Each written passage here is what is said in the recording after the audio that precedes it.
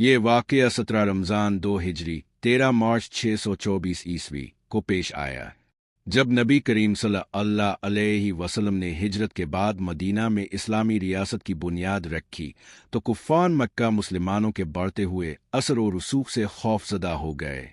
वो इस्लाम को ख़त्म करने के डर पे थे और मुसलमानों पर हमले की मंसूबा बंदी कर रहे थे।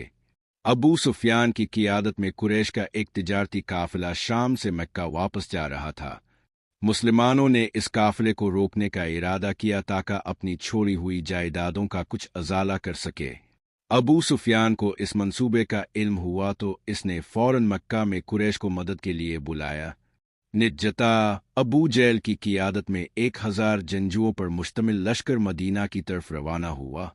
मरसिविल अल्लाह सल्लल्लाहु अलैहि वसल्लम ने अपने सहाबा से मशवरा किया और अल्लाह के भरोसे पर 313 जानिसारों के साथ बदर के मकाम की तरफ रवाना हो गए। मुसलमानों के पास सिर्फ 2 धोले 70 ऊंट और महदूद हथियार थे, जबकि कुफ्फार की फौज साजो सामान से लैस थी। 17 रमज़ान को बदर के मैदान में जंग का आगाज हुआ। सबसे पहले 3 कुरैशी सरदार उतबा, शीबा और वलीद और मुसलमानों की तरफ से हज़रत हमज़ा, हज़रत अली और हज़रत अब्दे के दरमियान इनफिरादी मुकाबला हुआ, जिसमें मुसलमानों को बरतरी हासिल हुई। इसके बाद बाकायदा जंग छिड़ गई। अल्लाह की मदद और मुसलमानों की फतह। जंग के दौरान नबी करीम सल्लल्लाहु अलैहि वसल्लम ने अल्लाह ताला से मदद तलब की। अल्लाह ने फरिश्ते नाजिल फरमाए, जैसा कि कुरान में जिक्र है। जब तुम अपने रब से फरियाद कर रहे थे तो इसने तुम्हारी दुआ कबूल की कि मैं तुम्हारी मदद के लिए लगातार 1000 फरिश्ते भेज रहा हूँ। सूरत अनफाल 9। मुसलमानों ने शुजाअत से लड़ाई की और कुफ्फार को शिकस्त फाश दी। अबू जहल समेत कुरैश के 70 सरदार मारे गए और 70 को कैदी बना लिया गया। मुसलमानों के सिर्फ 14 अफराद शहीद हुए। कैदियों के साथ हसन सलूक।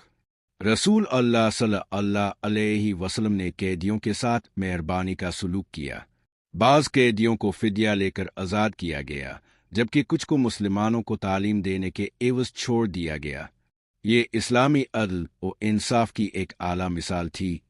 मुसलमानों के हौसले बुलंद हुए और इस्लामी रियासत को इस्तेहकाम मिला।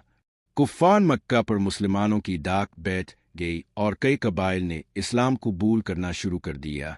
ये साबित हो गया कि अल्लाह ताला हमेशा हक की मदद करता है। नतीजा, जंग बदर इस्लाम की पहली बड़ी कामयाबी थी, जिसने साबित कर दिया कि ईमान, सब्र और अल्लाह की मदद से कलील तादाद में होने के बावजूद फतह मुमकिन है। ये जंग इस्लाम की बुनियादों को मज़ीद मजबूत करने का जरिया बनी और आने वाले फतूहात का पेश खेमा